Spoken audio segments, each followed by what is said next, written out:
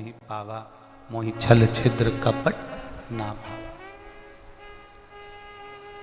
भगवान को पाने का एक सबसे सुंदर तरीका अगर कोई है तो वो आपका मन, आपके हृदय की पवित्रता, आपके दिल की शुद्धता।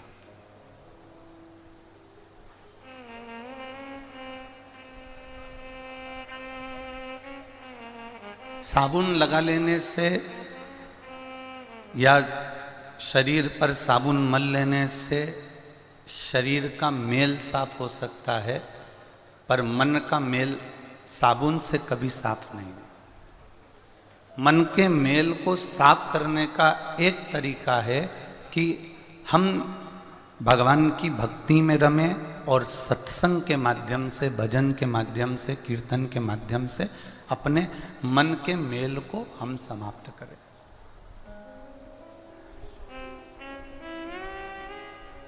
ये वो कहे, मन बड़ा चंचल है, कैसे तेरा भजन करूं, जितना इसे समझाऊं उतना मचलता है। आप इसे जितना संवारने का प्रयास करोगे, आप जितना इसको संवारने के लिए लेकर जाओगे, ये मन उतना विचलित होता चले जाएगा।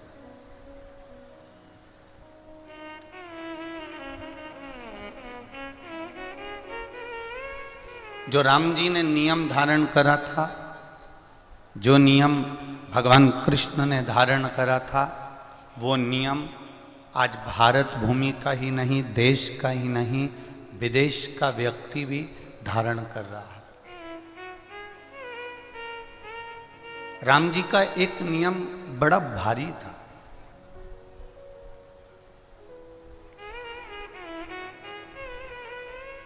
राम जी का एक नियम, कभी कभी आपने रामेश्वर धाम की अगर कथा सुनी हो कि भगवान शंकर का रामेश्वर धाम में भगवान राम जी ने शिव जी की स्थापना करी, शिव जी को प्रतिष्ठित करा। कभी आपने सुना हो, अपन कहते हैं कि समुद्र पार करना था, इसलिए राम जी ने शंकर भगवान की पूजन करी, अर्चना करी। पर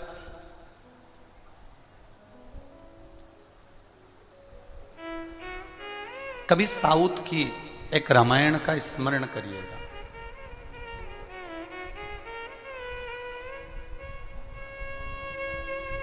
और साउथ की एक रामायण में, जिसके अंतर्गत कंबन रामायण के अंतर्गत वर्णन किया कि राम जी का एक नियम बड़ा भारी था कि जब तक वो शंकर जी को जल नहीं चढ़ाते थे तब तक वो मुख में जल नहीं लेते थे। यह राम जी का नियम था। शिव जी को जल चढ़ाए बिना मेरे राम जी जल पीते नहीं थे।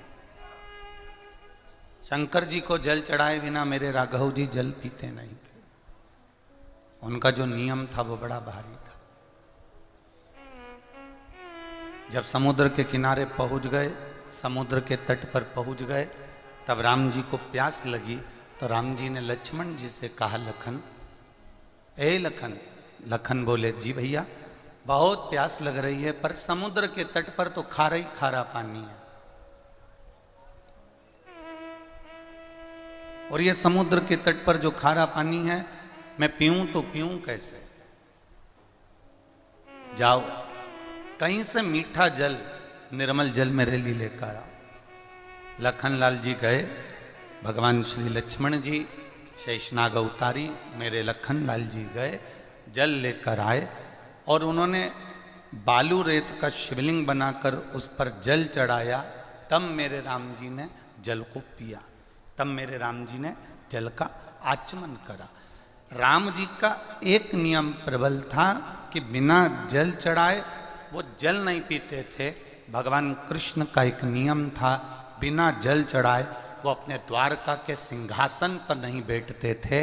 राजा विक्रमादित्य का एक नियम था, वो भगवान शंकर को जल चढ़ाए बिना अपने 32 सिंहासन पर नहीं बैठते थे।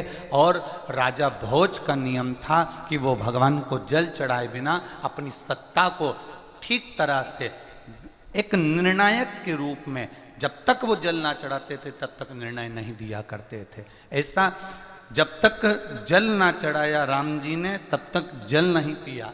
भगवान कृष्ण ने जब तक जल नहीं चढ़ाया तब तक द्वारका के सिंहासन पर बैठते नहीं थे। रुक्मणी जी ने पूछा, आज आप सिंहासन पर नहीं बैठे? भगवान कहते थे कि मेरा जल चढ़ाना रह गया है, मैं जल चढ़ाऊंगा, सिंहासन पर बैठूंगा। एक बार भगवान कृष्ण ने रुक्मणी जी से पूछ लिया था, सीता जी ने राम जी से पूछ लिया था कि तुम बिना जल के पानी नहीं पीते, तुम बिना जल के सिंहासन पर नहीं बैठते। विक्रमादित्य जी से भी पूछा गया कि आप बिना जल के अपने 32 सिंहासन पर नहीं बैठते, आखिर कारण क्या है? तो राम जी ने कहा कि जल चढ़ाकर जल पीता हूँ, उससे मेरी इंद्रियां प्रबल होती हैं। और भगवान कृष्ण कहते हैं जल चढ़ाकर सिंहासन पर इसलिए बैठता हूँ क्योंकि मुझसे कोई निर्णय गलत ना हो जाए और पूरे राष्ट्र का उत्थान हो जाए, इसलिए मैं सिंहासन पर जल चढ़ाकर बैठता हूँ। इससे जल की मूलता बड़ी है, इस जल की बड़ी प्रबलता है। आप अगर रोज भगवान शिव को जल चढ़ाने के लिए जा रहे हैं, भगवान शंकर के मंदिर में पहुंचकर जल समर्पित कर रहे हैं, तो उसमें आपको प्रसन्नता होना चाहिए कि मेरा निर्णय अब मेरे महादेव करते हैं, मेरी बुद्धि अब मेरे महादेव संभालते हैं, मेरा चित्त मेरे महादेव संभालते हैं। विनाश काले विपरीत बुद्धि। अब एक बार ये कथा पहले कह चुके हैं, तो वहां पर किसी ने एक प्रश्न लिखकर भेज दिया था पत्र पर कि रावण भी तो शंकर भगवान को जल चढ़ाता था, फिर उसकी बुद्धि विपरीत कैसे हो गई? ये प्रश्न आपके भीतर भी जागृत होना चाहिए। किसी और वाला गुरु जी जब देखो जब जल की महत्वता करते हैं कि जल राम जी ने चढ़ाया, जल कृष्ण जी ने चढ़ाया, जल विक्रमादित्य जी ने चढ़ाया, राजा भोज ने चढ़ाया, जल सबने चढ़ाया, भगवान नारायण ने चढ़ाया, माँ लक्ष्मी जी ने चढ़ाया, ब्रह्मा जी ने चढ़ाया, माता पार्वती ने जल चढ़ाया।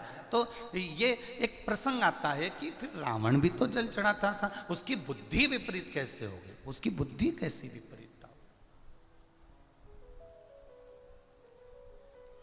और अपन कहते भी हैं विनाश काले विपरीत बुद्धि।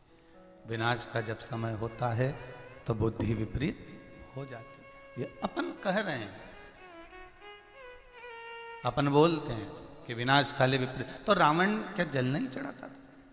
रावण क्या जल समर्पित नहीं करता था?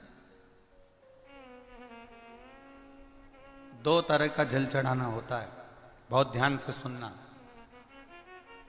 एक जल चढ़ाना वो होता है जो आप रोज भगवान के मंदिर में जा रहे हो, जल समर्पित कर रहे हो। और दूसरा जल चढ़ाना वो होता है कि चार माताएं जब जल चढ़ाने जाती हैं तब अपना मन कर जाता है कि जल चढ़ा दो। चार लोग जा रही हैं तो अपन भी चल चलो। या कोई बीमार पड़ गया, कोई दुखी हो गया, कोई कष्ट में आ गया तो मंदिर याद आ गया।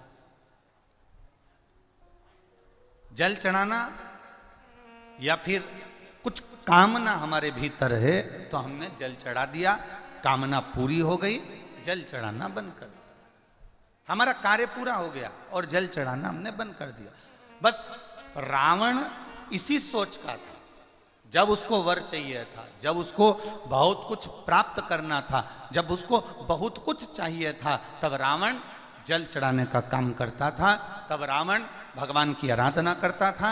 और जब रावण के पास में बहुत सारी विद्याएं एकत्रित हो गई, जब रावण के पास में बहुत सारा बल एकत्रित हो गया, जब रावण के पास में बहुत सारी विद्याएं एकत्रित हो गई, तब रावण जल चढ़ाना बंद कर देता था। फिर रावण को किसी ने अक्ल दी, फिर रावण को किसी ने बुद्धि दी कि वो इंद्र तो तुम्हारी सभा में आया ही नहीं, तब फिर जल चढ़ाना प्रारंभ कर दिया कि इंद्र मेरे अधीन हो जाए। फिर जल चढ़ाया, अग्निदेव मेरे अधीन हो जाए, वायुदेव मेरे अधीन हो जाए, ये जल नारायण मेरे अधीन हो जाए, ये देवता मेरे अधीन हो जाए, सारे ग्रह मेरे अधीन हो जाएं। भगवान जल चढ़ाते हैं और भगवान शंकर से वर प्राप्त करते करते सबको अपने अधीन कर लेते हैं। तब अब रावण ने कई बार जल चढ़ाना बंद भी किया।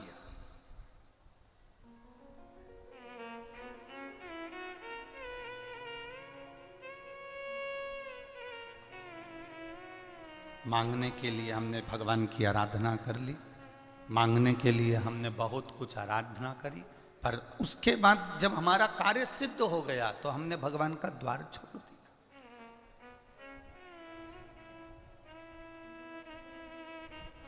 हमें रावण जैसी बुद्धि नहीं लाना है, हमें रावण जैसी विद्या नहीं चाहिए, हमें तो भगवान राम जैसी विद्या चाहिए, हमें भगवान कृष्ण जैसा बल चाहिए, हमें भगवान विक्रमादित्य जैसी बुद्धि चाहिए, हमें राजा भोज जैसी बुद्धि चाहिए, हमें रामकृष्ण परमहंस जैसी, नामदेव जी जैसी, तुकाराम जी जैसी, मीराबाई जैसी, नरसिंह मेहता जैसी, तुकाराम जी जैसी ऐसी बुद्धि हमारे भीतर चाहिए। हमें वो बुद्धि नहीं कि थोड़े दिन तक वो कार्य करा, थोड़े दिन के बाद में हमने बंद कर दिया। 3 महीने हम मंदिर गए, 3 महीने के बाद हमने बंद कर दिया। 4 महीने हम मंदिर गए, 4 महीने के बाद हमने बंद कर दिया। ऐसी विवेकता, ऐसी बुद्धि, ऐसा चित्त हमको नहीं चाहिए। हम भगवान का गुणगान नित्य प्रति करते रहे, हम भगवान का भजन नित्य प्रति करते रहे, हम भगवान का स्मरण नित्य प्रति करते रहे, हम भगवान का मंत्र जाप नित्य प्रति करते रहे। आप आए नहीं और सुबह हो गई, मेरी पूजा की थाली धरी की धरी रह गई। आखिर कारण क्या है, क्यों धरी रह गई? ऐसी कौन सी हमसे गलती हो गई, ऐसा क्या हो गया जिसके कारणवश भगवान हमारे सम्मुख में नहीं आते, जिसके कारणवश भगवान हमारे सामने नहीं आते?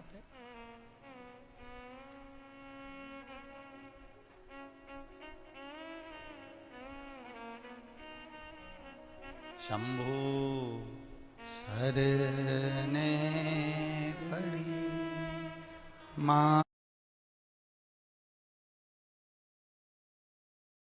मांगो